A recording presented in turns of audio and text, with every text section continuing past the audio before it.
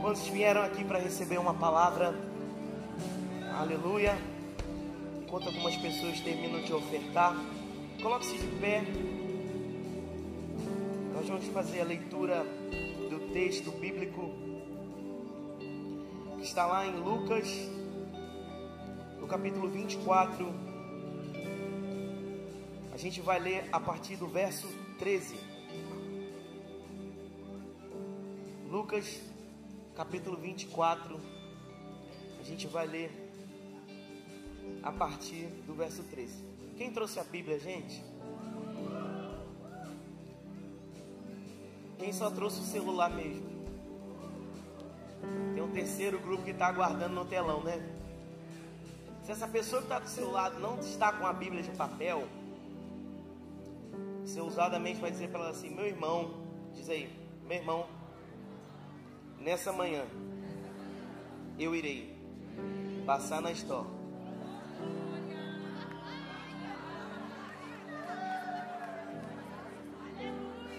Aleluia. Agora o resto da frase é contigo. Se você vai ofertar ou se você vai indicar uma Bíblia para ele comprar.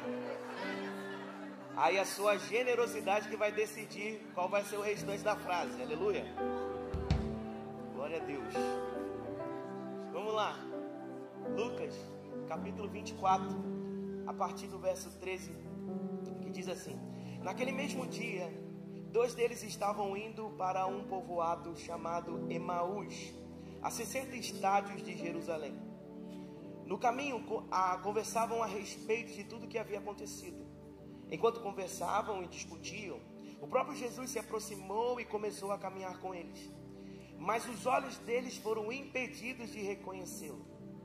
E ele lhes perguntou: sobre o que vocês estão discutindo enquanto caminham? Eles pararam com o rosto entristecido, e um deles, chamado Cleopas, perguntou-lhe: você é o único visitante em Jerusalém que não sabe das coisas que ali aconteceram nesses dias? E Jesus perguntou: que coisas? Aconteceu com Jesus de Nazaré. Ele era um profeta, poderoso em palavras e em obras diante de Deus e de todo o povo. Os chefes dos sacerdotes e as nossas autoridades o entregaram para ser condenado à morte e o crucificaram. Contudo, esperávamos que ele, que era quem traria a redenção a Israel. Hoje é o terceiro dia desde que tudo aconteceu. Algumas das mulheres entre nós nos deram um susto hoje. Foram de manhã bem cedo ao sepulcro e não acharam o corpo dele. Elas voltaram e nos contaram ter tido uma visão de anjos, e estes disseram que ele está vivo.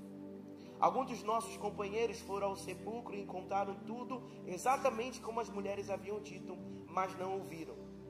E Jesus lhe disse: como vocês custam a entender e como demoram para crer em tudo o que falaram os profetas. Não devia o Cristo sofrer essas coisas e entrar na sua glória? Então, começando por Moisés e todos os profetas, explicou-lhes o que constava a respeito dele em todas as escrituras. E ao se aproximarem do povoado para o qual estavam indo, Jesus fez com que ia mais adiante. Eles, porém, insistiram muito: fique conosco, pois o dia já findou e está chegando a noite. Então entrou para ficar com eles. Quando estava à mesa com eles, tomou o pão, deu graças, o partiu e deu a eles. E então os olhos deles foram abertos e o reconheceram, mas ele desapareceu. Então perguntaram um ao outro: não ardia o nosso coração enquanto ele nos falava a caminho e nos explicava as escrituras? Imediatamente levantaram-se e voltaram para Jerusalém. Curva sua cabeça, Pai. Essa sua palavra, ela é viva, ela é eficaz, ela é poderosa. Obrigado, Jesus, porque nós temos a certeza que o Senhor está aqui nesse lugar. Obrigado, Jesus, porque do seu trono nós ouvimos as palavras de vida eterna. Obrigado, Jesus, porque nessa manhã é uma manhã, Pai, de encontro com o Senhor, de encontro com a sua palavra e de encontro, ó Pai, com aquilo que o Senhor quer nos despertar, ó Pai. Nessa manhã nos abrace com a sua presença. Nessa manhã, ó Pai, nos abrace com o entendimento que o Senhor está aqui nesse lugar e que nada nem ninguém pode impedir o seu agir em nosso meio, ó Pai. Nós te agradecemos e te louvamos no nome de Jesus. Você pode dizer amém? Amém. Glória a Deus. Pode tomar seu lugar.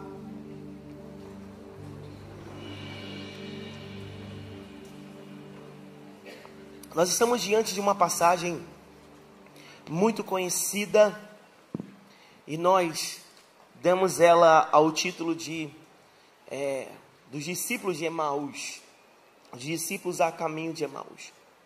Porém, essa história e esse trajeto que esses discípulos estão fazendo, o texto só menciona o nome de um, Cleopas.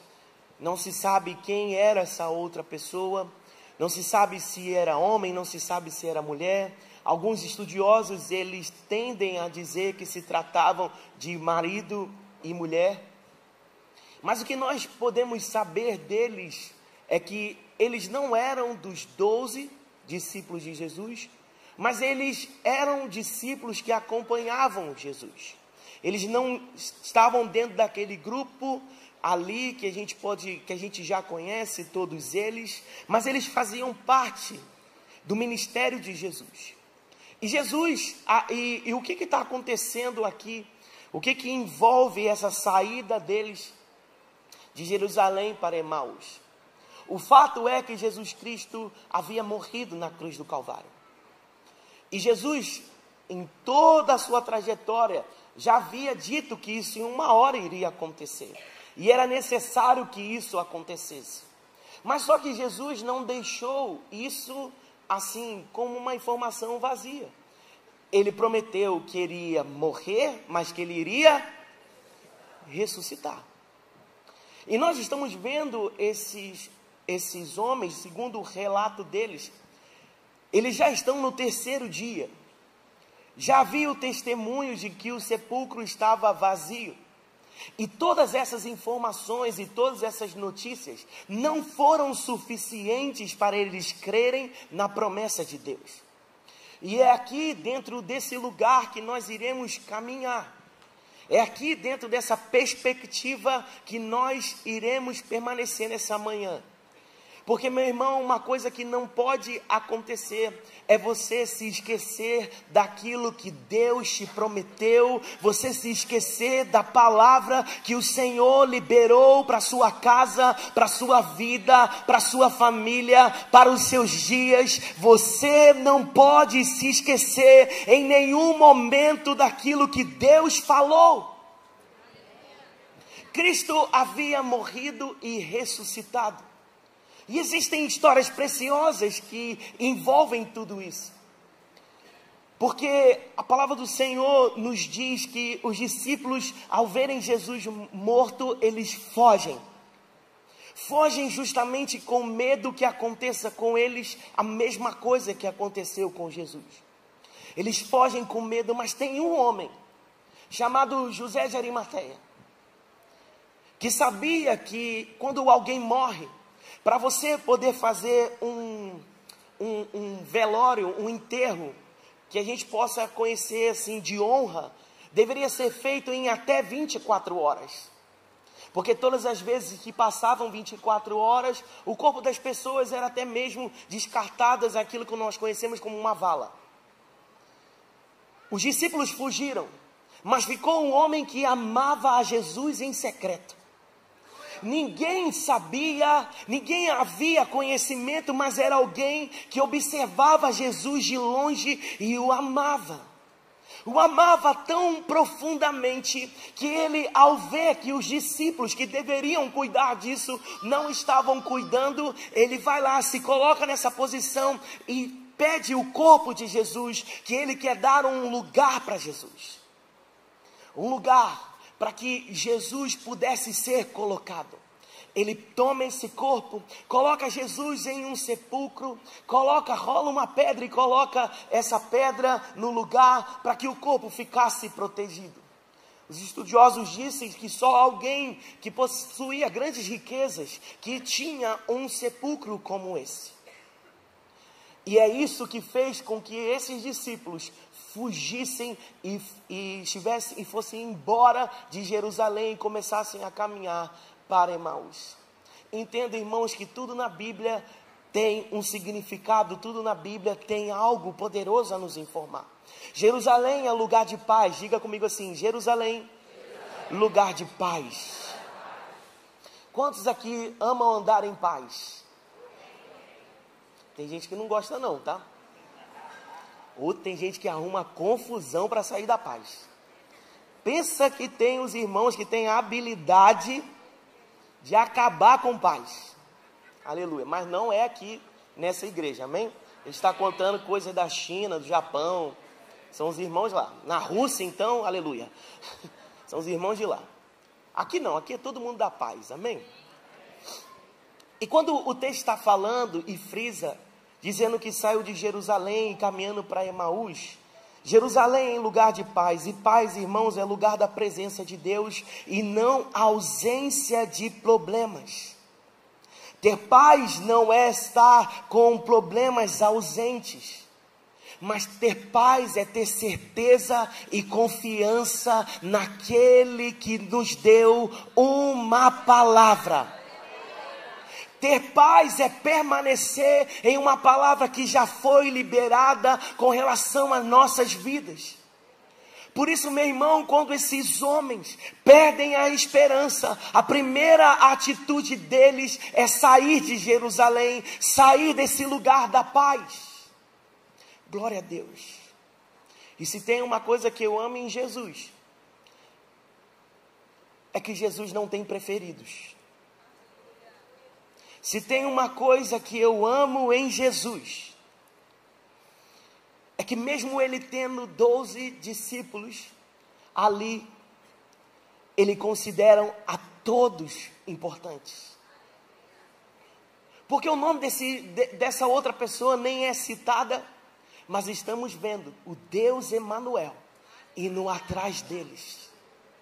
Então eu já quero quebrar aqui todo o seu entendimento de achar que Deus se importa mais com o pastor, que Deus se importa mais, irmãos, com o apóstolo, que Deus se importa mais com profetas, que Deus se importa mais com quem está com o microfone na mão, que Deus se importa mais com quem tem fama, com quem tem sucesso. Não, meu irmão, perto está o Senhor daqueles que o buscam, perto está o Senhor daqueles que o amam, perto está o Senhor e pronto para ouvir, perto está o Senhor daqueles que desejam a sua presença. Aleluia.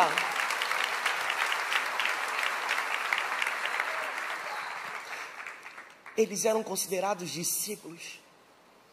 E o que é um discípulo? Discípulo não é um fã.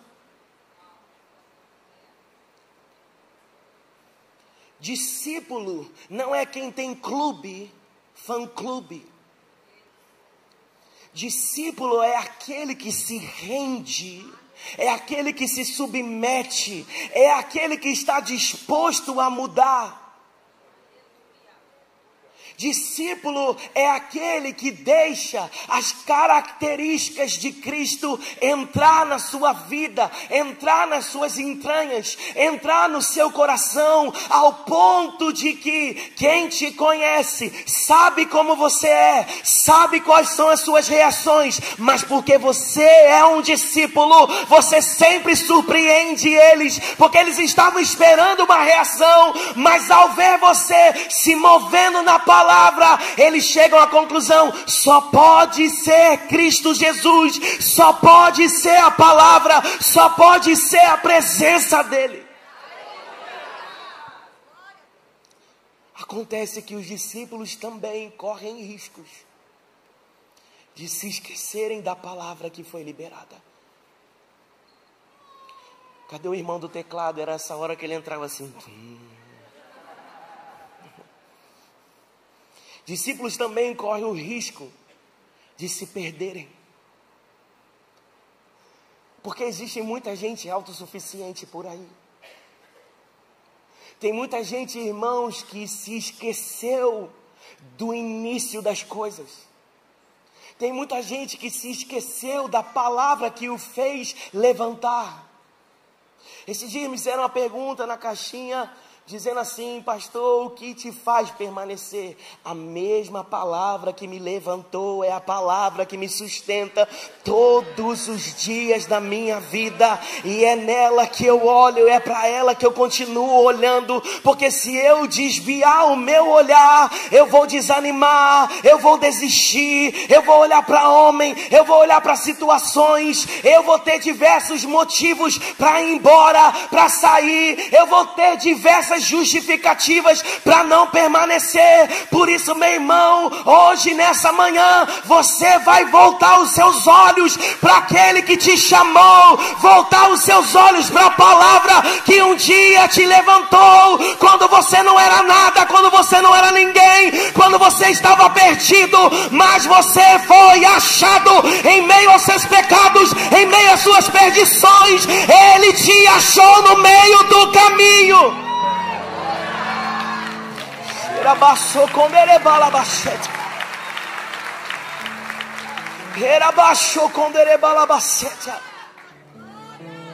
Porque a gente tem o hábito de se esquecer que um dia nós fomos encontrados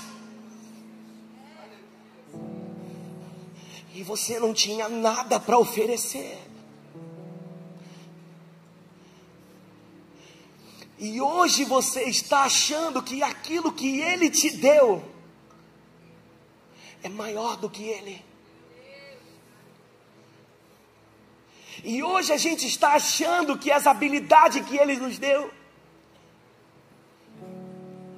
o progresso na vida que Ele nos deu, é suficiente para disputar espaço com quem Ele é.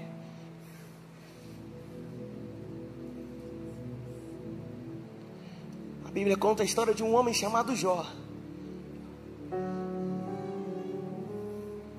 Tinha tudo, temente e servo de Deus, fiel ao Senhor, com família, com filhos, com prosperidade.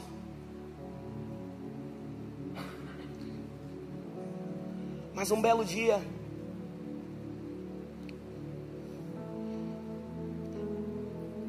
Satanás foi diante de Deus e disse assim: sabe por que ele te serve? É porque ele é cercado de bênçãos.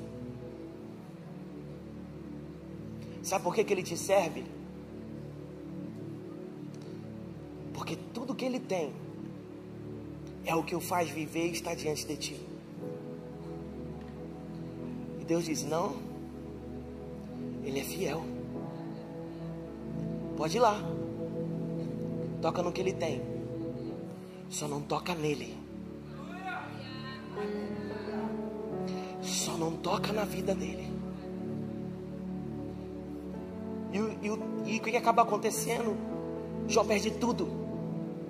Perde filhos, perde família, perde todos os seus bens. E o que restou para ele? A acusação dos amigos, que nem perto chegam. Mas o texto vai dizer que em nenhum momento ele pecou contra Deus. Perdeu tudo, mas não perdeu a palavra. Perdeu tudo, mas não perdeu o temor a Deus. Perdeu tudo, mas permaneceu na palavra. Às vezes qualquer coisa nos tira desse lugar. Qualquer coisa você desiste do seu devocional. Qualquer coisa que acontece, você para de vir à igreja. Qualquer coisa que tenha acontecido, você já está pensando em mudar de igreja, achando que mudando de igreja vai mudar o seu estado. Quem muda é Jesus, quem muda é a palavra, quem muda é Cristo Jesus e a prática das Escrituras em nossa vida.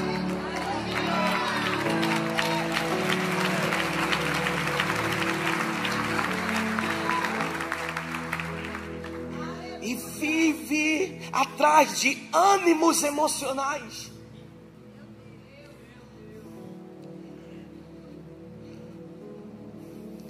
Mas a palavra que você tem, ela é suficiente. Desde a palavra diz que nós devemos trazer à memória aquilo que nos dá esperança. Lembra-te do que Ele já fez.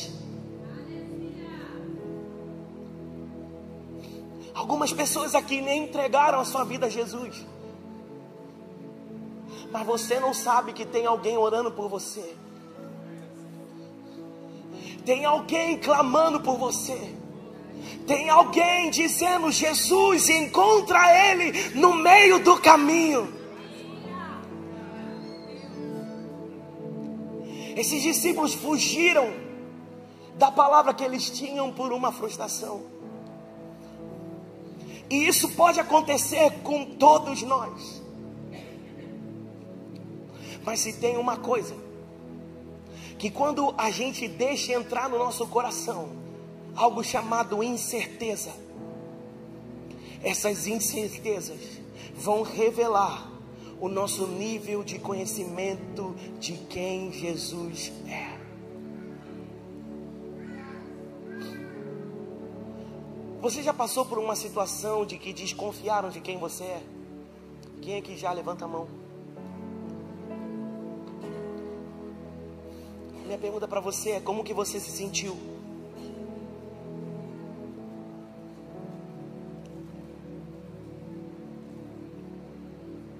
Você já viu que a desconfiança gera um sentimento tão perverso? Quando duvidam do seu caráter. Na gente nos ofende, mas em Jesus não. Porque quantas vezes a gente pensou em desistir e Ele permaneceu. Quantas vezes a gente nem se lembrou que Ele está presente no nosso dia. Que Ele está presente na nossa vida ordinária. Que Ele está presente no nosso dia a dia, no meio do nosso trabalho. E a gente está brigando com A, com B ou com C, quando na verdade Jesus está nos dizendo: se você olhasse para mim, se você viesse resolver isso comigo, se você me buscasse, se você estivesse olhando para mim, se você me clamasse, eu tenho uma promessa. Clama a mim. Clama a mim. Clama a mim. Responder-te-ei. Eu tenho promessas. Porque se o meu povo, que chama pelo meu nome, se humilhar, se entregar, se arrepender dos seus maus caminhos, eu os ouvirei. Você tem promessa. Clame a mim, responder-te-ei. Clame a mim, responder-te-ei.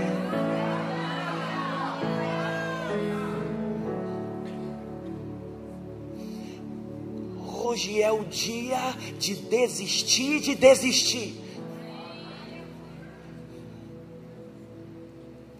Existem pessoas, irmãos, que perderam até a sua característica,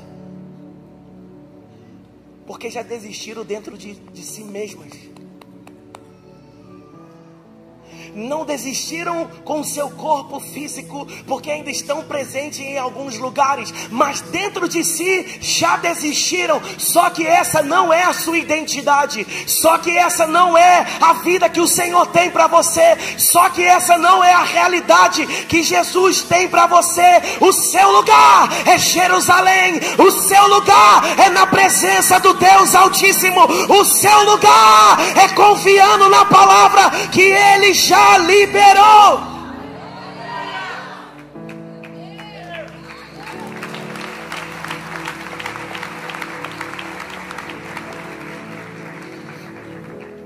Existe um veneno chamado incredulidade. A fé vem pelo...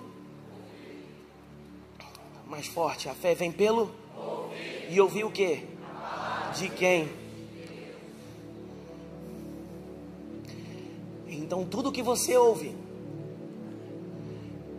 mexe e gera algo dentro de você. Só que dependendo do que você ouve, não gera fé, gera incredulidade. Esses discípulos provavelmente se reuniram com a turminha do que acabou, não tem mais jeito, a hora de desistir. Ele prometeu, mas se foi. Deram a notícia, mas não acharam o corpo. Alguém deve ter pegado. Mas ele tinha dito, eu vou ressuscitar. Mas desistindo, estão desistindo porque estão acreditando no que os olhos estão vendo. Deus te deu uma promessa: bendita será a sua família, bendita será os seus filhos, bendita será a sua descendência. E você está desistindo por aquilo que você está vendo, porque não está do jeito que você quer. Mas continue na palavra, continue crendo, continue declarando. Jesus vai se encontrar no caminho.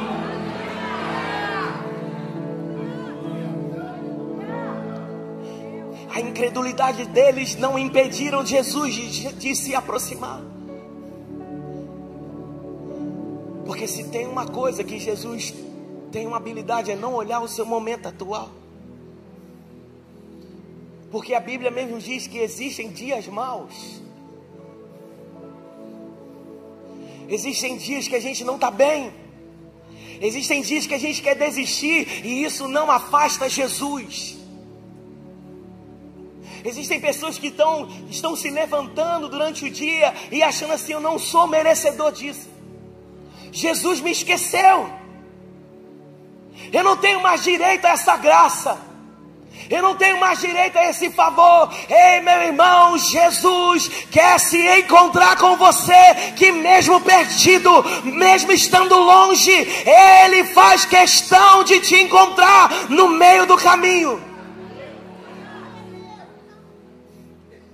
Quando a gente bebe desse veneno da incredulidade, a gente passa a se tornar insensível à presença de Jesus. Porque o texto vai dizer que quando eles discutiam, Jesus chega e eles não percebem. Por mais que havia naquela época um hábito cultural, que quando existiam pessoas assim caminhando em uma direção, era normal outros se achegarem para caminhar junto. Jesus entrou no ordinário, mas a presença de Jesus não é qualquer pessoa. E o problema é que quando a gente não cultiva a intimidade, a gente não percebe que o ambiente está diferente. Porque é possível viver com alguém e não ter intimidade com ela. Então quando Jesus chega, em meio à incredulidade, a incredulidade faz com que eles se tornem insensíveis. E esse é um dos problemas que nós vivemos. Porque você pode participar de um culto como esse e nada mudar na sua vida.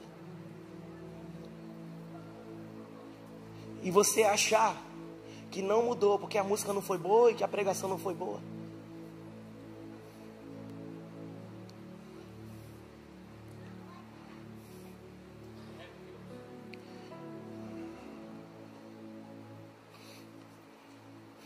Mas a minha oração, irmãos, é que os nossos cultos comecem quando a gente se levantar da nossa cama. Os nossos cultos se iniciam, irmãos, no caminho em direção à reunião. Que quando você chegar aqui, se um dia não tiver música para você, não importa. Porque você veio com um objetivo: louvar e adorar Jesus.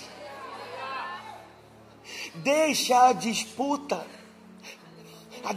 por coisas que passam para os fãs. Discípulo não é assim. Discípulo não é assim. Discípulo quer a presença. Discípulo anseia pela presença. Discípulo ama a presença de Jesus. Discípulo não está importado se vai ser na primeira fileira, se vai ser na segunda, se vai ser na última. Se tiver um lugar no chão, se tiver um lugar encostado na parede, eu vou permanecer, porque eu quero é a presença. Se vai ser na escada, se vai ser na galeria, não me importa, eu quero a presença.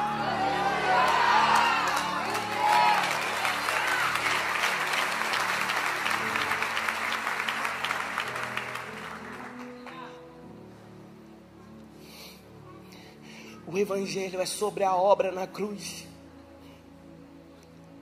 Por mais que nós desejamos, irmãos, bem-estar, o evangelho não é sobre isso. Por mais que a gente deseje crescimento pessoal, profissional, o evangelho não é sobre isso. Por mais que a gente tenha sonhos, projetos grandiosos, o evangelho não é sobre você. Porque a gente não é o centro do evangelho. O evangelho é sobre Cristo. E eles fugiram, porque eles falam no seu discurso assim: estamos aqui porque Jesus não era quem a gente queria que fosse. Eu pensava que Jesus seria o grande rei que iria se levantar e ia acabar com Roma. Mas João 3,16 diz que porque Deus tanto amou o mundo, que deu o seu Filho unigênito, para que todo aquele que nele crê não pereça, mas tenha a vida eterna. Jesus é Salvador. Ele não veio para ocupar cargos políticos. Ele não veio ocupar as mesmas cadeiras que os homens ocupam, porque Ele não divide a glória dele com ninguém. Então o evangelho é sobre a cruz. Evangelho é sobre a salvação. Evangelho é sobre prostrar nossa vida diante da palavra, para que essa palavra nos mude, para que essa palavra nos restaure, para que a cada dia a gente seja parecido com quem Ele é. O seu marido, a sua esposa, vejam que você é parecido com Jesus. O evangelho é sobre isso. O evangelho é até que toda a terra seja cheia da sua glória.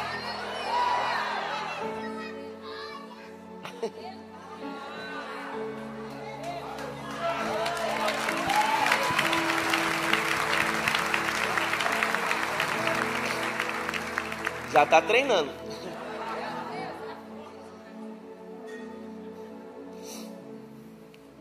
Eles olharam para... Olha como é que... Olha o discurso deles sobre Jesus. Ele era um profeta.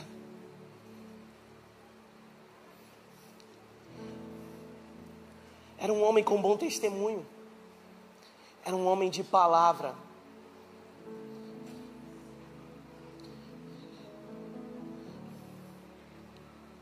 Quando a gente não tem um entendimento claro de quem Jesus é,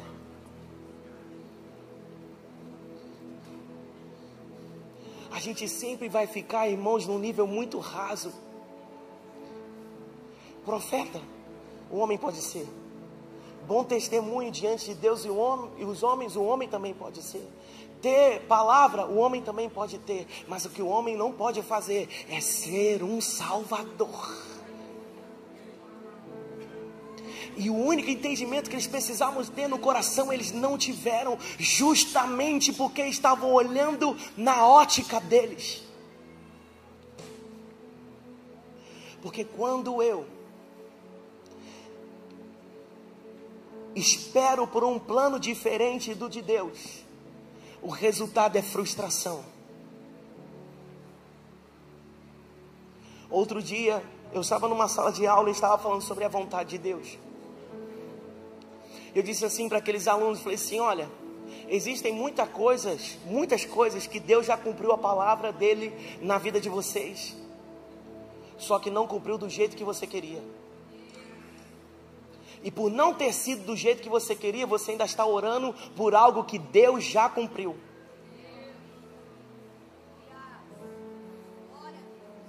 E quando isso acontece? Quando a gente não é grato por aquilo que a gente já tem. Porque a gratidão, ela tem o poder de revelar aos nossos olhos que nós já temos o que precisamos. E quando encontramos isso, nós sabemos que Deus já realizou a sua palavra. Eles tinham um plano, mas Jesus tinha outro. E a gente não vai conseguir convencer Jesus de mudar de ideia. Você pode pirraçar, você pode se jogar no chão, você pode fazer o que você quiser, mas a palavra dele vai permanecer a mesma. Se ele disse que é para sair, é para sair. Se ele disse que é para parar, é para parar. Se ele disse vai para a direita, vai para a direita. Se ele disse para você tomar um novo rumo, você tem que tomar um novo rumo. Se ele disse sai dessa amizade, sai também dessas companhias, ele não vai mudar de ideia. Não adianta enfeitar.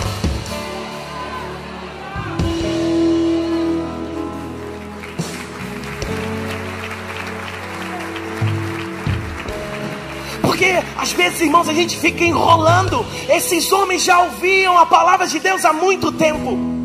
Eles já sabiam do plano, mas eles permaneceram com o deles. Jesus já havia dito, importa é que eu me entregue na cruz do Calvário e ao terceiro dia eu vou me levantar. Mas eles estão aqui, não, ele vai ser rei, ele vai ser rei em Israel. E Jesus está dizendo, não é esse plano, eu tenho um pensamento maior, eu tenho um plano ainda maior. Eu vou morrer, vou ressuscitar, vou te chamar para o meu reino, farei de vocês sacerdotes, farei de vocês cheio da presença de Deus. Eu tenho um plano maior, mas a pessoa está do outro lado, não, eu tenho o meu. Eu quero o meu, mas Jesus está dizendo, eu vou fazer toda a minha vontade.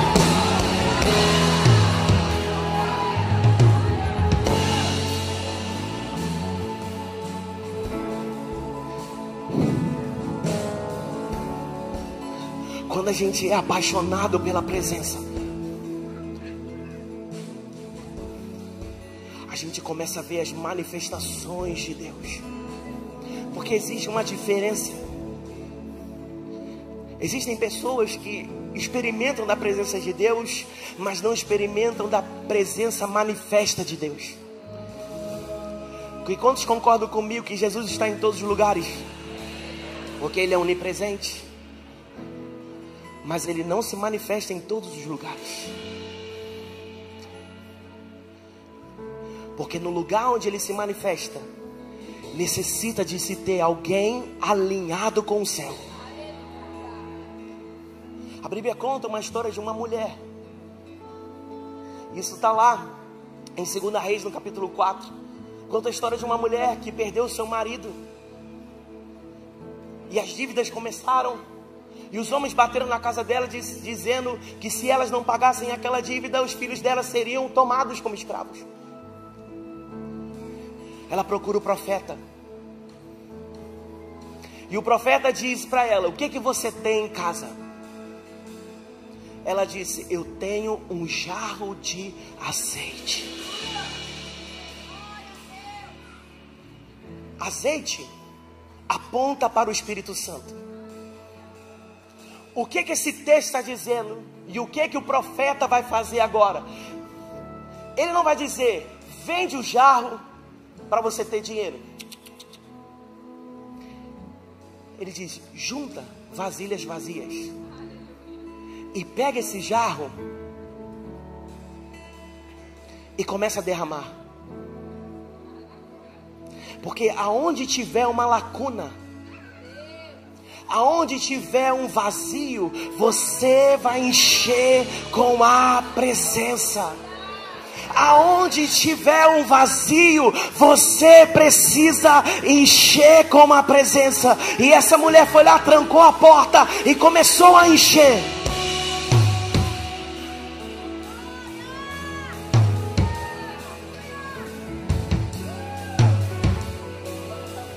E ela me dá mais, porque eu desejo mais, não é suficiente.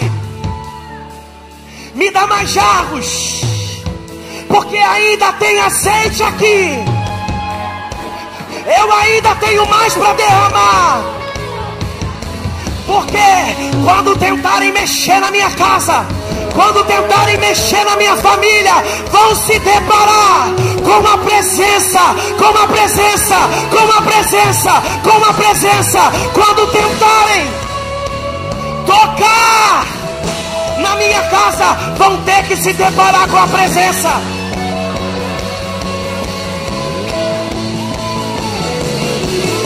E o que Jesus quer fazer com aqueles dois homens? O que Jesus quer fazer com aqueles dois homens? Jesus explica todo o Evangelho. E se aproximam de um lugar onde eles convidam Jesus para entrar.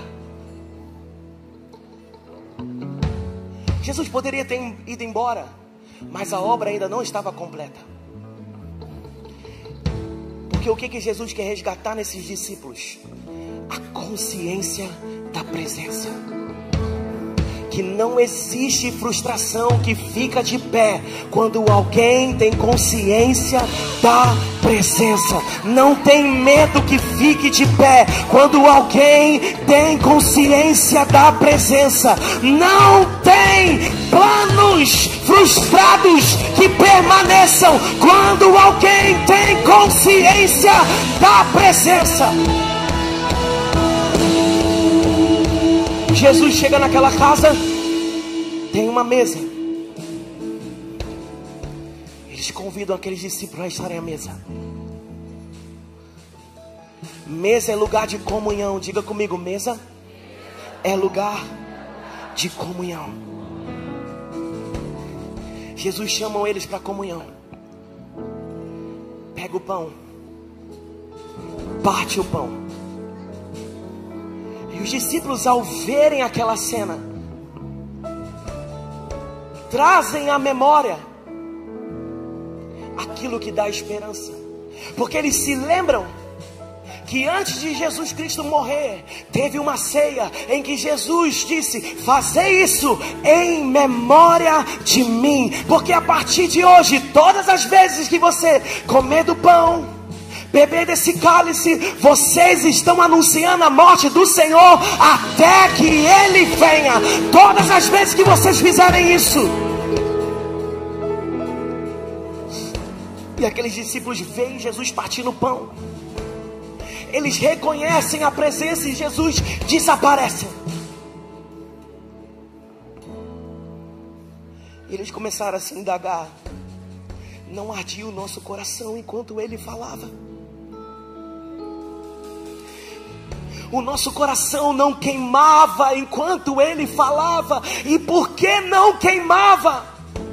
Porque quando as nossas prioridades, quando os nossos planos estão acima da consciência da presença, em saber que Ele está presente, a gente se torna insensível. Eu quero te convidar a você ficar de pé no seu lugar.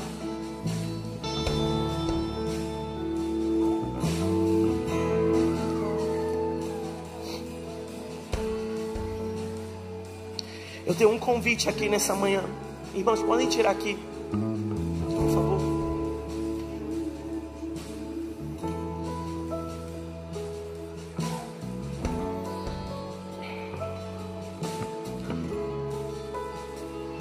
Eu tenho um convite aqui nessa manhã.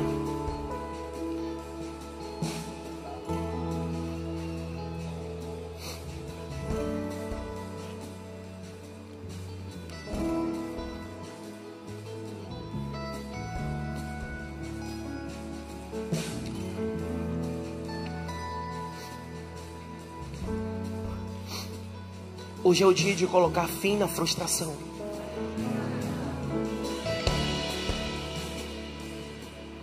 Porque essa frustração está te levando a caminhos contrários. Quantas coisas não aconteceram do seu jeito? Quantas coisas não estão da forma que você queria? E isso está causando em você peso e insensibilidade da presença de Deus. Algumas pessoas aqui não conseguem nem mais orar, porque palavras não saem mais dos seus lábios. Vão orar, não conseguem, só sentem frustração e dor. Mas essa manhã seremos encontrados por Ele, encontrados pela Sua presença, achados pela Sua presença, achados pela Sua presença. É manhã de ser encontrado por Ele.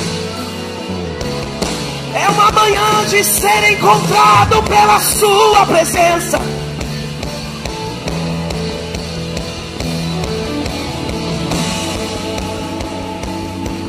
Nessa hora, meu irmão, feche seus olhos e comece a chamar pela presença do Senhor.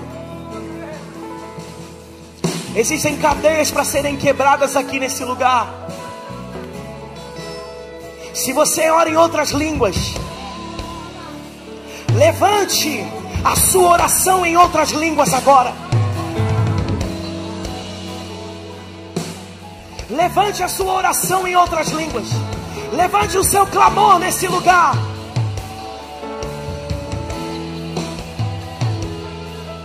Não seremos uma igreja insensível à presença. Oh! Xerebalabassote.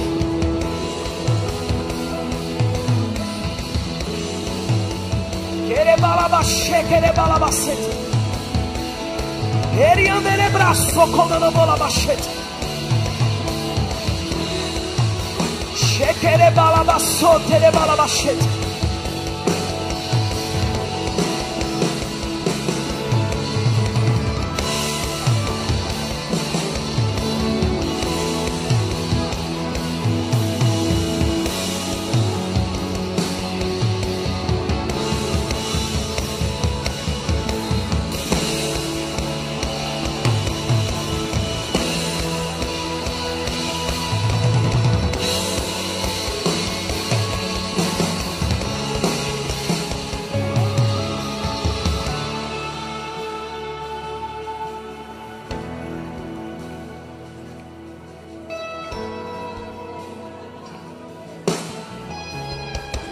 Quero convidar você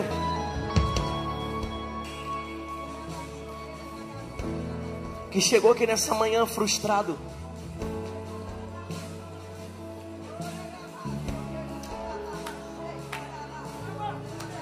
e que sabe que a sua vida não está do jeito que você gostaria.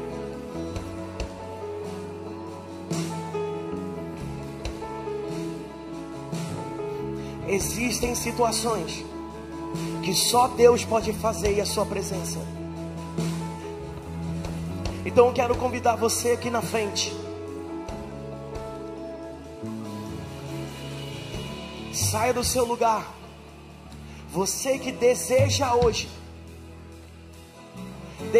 eu não vou sair desse jeito que eu cheguei aqui, com os meus sentimentos me aprisionando e me distanciando da vontade de Deus. Eu não vou sair daqui do mesmo jeito. Eu não vou sair daqui. Eu não vou sair desse lugar aprisionado por sentimentos, aprisionado por frustrações. Eu quero a presença de Deus. Eu quero a presença do Senhor. Eu quero a presença do Espírito Santo em minha vida, em minha casa, em minha família.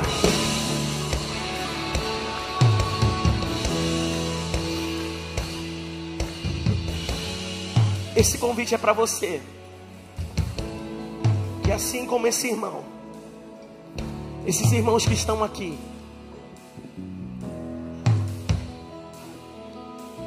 que sabem que precisam sair dessa manhã aqui diferente do que chegaram, esse convite é para você. Vem aqui na frente, nós queremos orar por você.